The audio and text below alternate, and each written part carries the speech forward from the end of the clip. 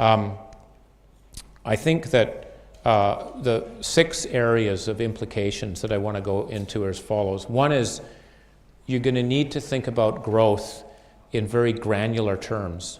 So in other words, we don't think anymore that you should think about China as a growth opportunity, for example, for a Western company. You need to think about the 22 different clusters of markets in China.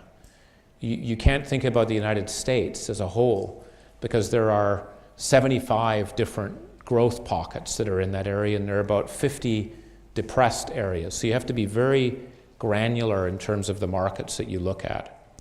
An example of this is actually cities. We think that the way to look at GDP is not on a country basis, but on a city basis. And about 425 cities are going to account for nearly 50% of the GDP growth rate. And many of those cities I've never heard of before. They're cities that are growing in that urbanization, but you need to look for them. So one example here is what we've created, and other people have as well, is a city database. We put 4,000 cities in a database, and we've analyzed them, and then we can say, if you are Coca-Cola or you're Nike, you can do a ranking on which city you should be focused on. And so again, if you're to do with anything with sports and energy drinks, the #1 place on earth that you should focus on is actually Chongqing.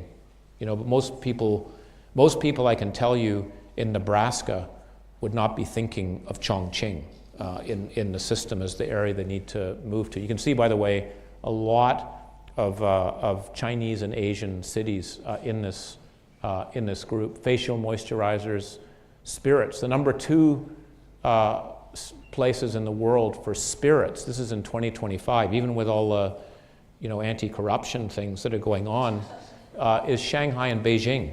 You know, when Moscow, which I always thought was a place that did a lot of drinking, is actually 3rd. We've got quite a few Chinese cities actually on that list. And you can see why, if you're a global spirits company, if you don't have a lot of your R&D and capabilities in this part of the world, you're not going to be relevant. If you are a diaper company, like your Procter & Gamble, if you are not in Nigeria, you will be irrelevant, because there will be more babies born in Nigeria than all of Europe combined this year, right? So again, you need to think about Lagos in what's happening. So that's the first. You have to think about granularity in the opportunity. The second is on talent and human resources. We're already saying that we're going to see a shortage of talent over time as the population ages. And we think that there are various digital tools out there that are allowing some organizations to manage their talent much better than others.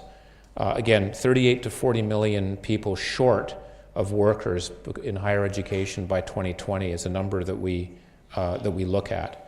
AT&T is an example of an organization that is retraining workers who are going to lose their jobs because a lot of the things they do are being automated.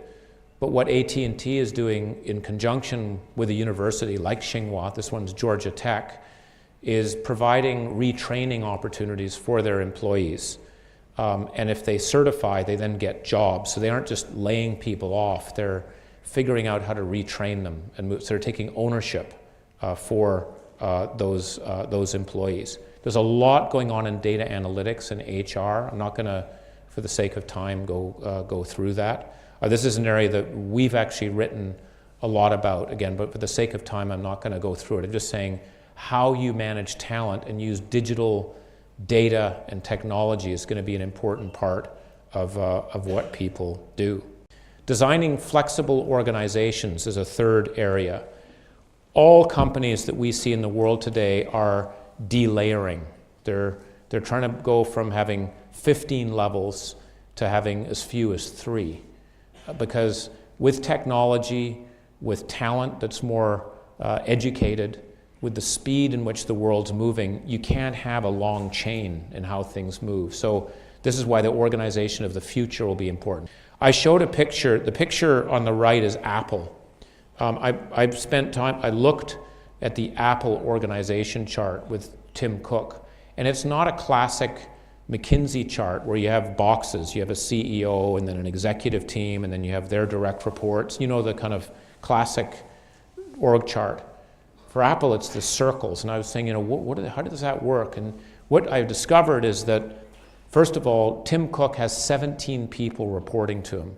That, in a McKinsey project, we'd say you can't do that. That's too much. But Apple doesn't care what we think on that front, because they say, you know what, we aren't hierarchical. We want the people that matter to be reporting to the CEO. And by the way, we will change that every 6 months. And so when I asked them and I said, I see this chart and I noticed that you have the person who designs the edge of the iPad, the head of distribution for the iPhone 6 in Osaka, reporting directly to Tim Cook. These are people way down in the organization.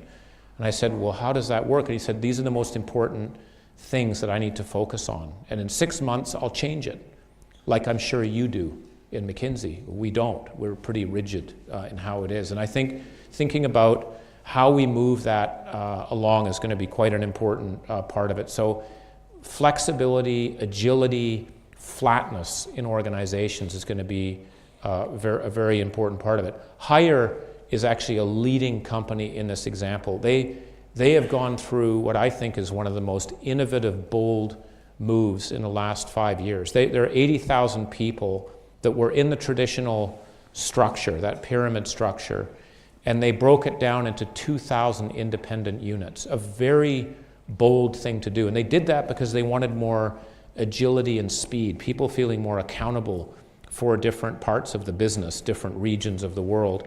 And the performance in the company has been phenomenal in the result, but they completely delayered. And this is something that you will be dealing with in your organizations. Even the Catholic Church, which you could say has been around for 2,000 years, has to change, right? It's public knowledge. McKinsey & Company were serving the Pope. That group has to change because the world's changed. But sometimes they have traditions that make it difficult to change as we go through it. And that's something that all of us need to think about in this, so that the change is going to be very important. Agility is going to be key. Most companies in the world make very little reallocations in their budgets for capital and people for next year versus last year. We're very conservative. We don't change it a lot.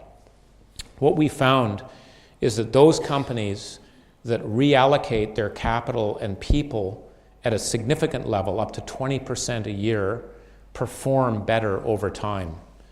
But that's easy to say than to do, because in my 30 years of working in McKinsey, I have never, ever seen a corporate where a business unit has come forward and said, you know what, next year we'd like less people and less capital. It just doesn't happen. Everyone thinks they grow. But in these companies, they actually do take away resources, capital and people, and they reallocate them to where the growth is because of the way speed moves. So that's the ability to do that in a planning system is going to be very important. I'm going to skip through some of these. I think the automotive industry, though, is a good example of how people have modularized themselves. You think about Volkswagen has now standardized 65 to 70% of their parts so they can be used in different vehicles that are out there. So thinking about modularization allows them to be more flexible. Depending on which brand is winning or growing the fastest, they can move resources around faster. And so agility is going to be an important part of what we do. We also have to think about the shared economy, which is a new phenomenon, right, that we're seeing. And what we're seeing in this shared economy is Airbnb now has become the largest hotel chain in the world, and they don't own any of the assets when you think about it. They're leveraging your assets, my assets. Has anyone stayed in an Airbnb or an equivalent place? Has anyone?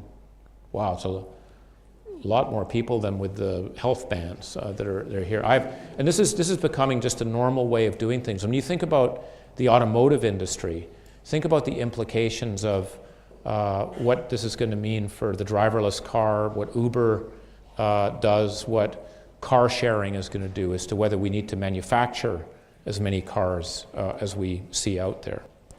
The fifth one is about risk and resilience. I told you about volatility and how we think about things.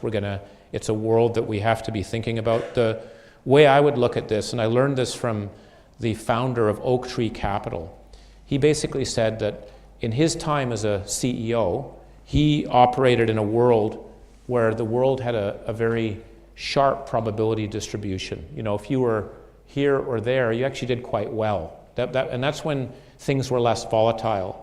The US dollar didn't change that much. Oil prices were stable. Commodity prices in other areas were stable. That was that curve. He argues that in the time you are leading, as we look ahead, we're going to be on a flatter part of the curve. And then, you know, being here or here has a much more diversity in terms of the outcome. So it's going to be inherently a more volatile period of time as we look ahead. And companies are having to be much more transparent and ambitious with their people to be able to ensure they get information, to understand what's going on, because it's there, but often that information doesn't get to the leadership. And before it does get to the leadership, there's often big problems that occur. So how information flows is a very important part of that.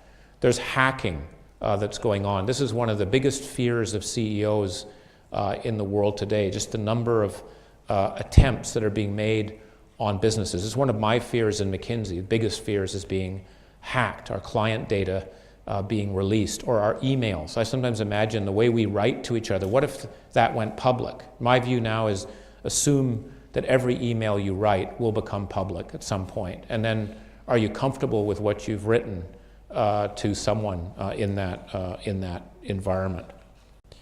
And then the final one is this digitization. Everyone is going to have to digitize.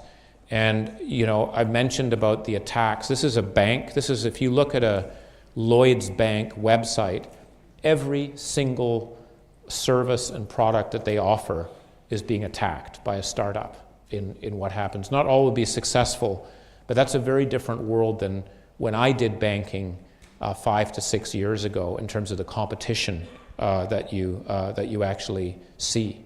A lot of the benefits from digitization are on cost, but they're also on the revenue side. And people need to think about their digital quotient. How digital are you? It's a new measure, we think, that everyone has to measure in terms of how they operate. And then how you respond, I think, to the challenges that are coming. You have much less time to be able to respond to threats than we ever did before. This is what I said. The average lifetime of a Fortune 500 company has gone from 90 years to 18 years, from 1935 to 2011. So the churn rate has gone up for companies as we think about this. Chief data officers are going to be important, just like CFOs. You can see today about 2,000 companies have chief data officers or chief digital officers. That's going to be essential to be able to run a business. It's a new executive office role that's there.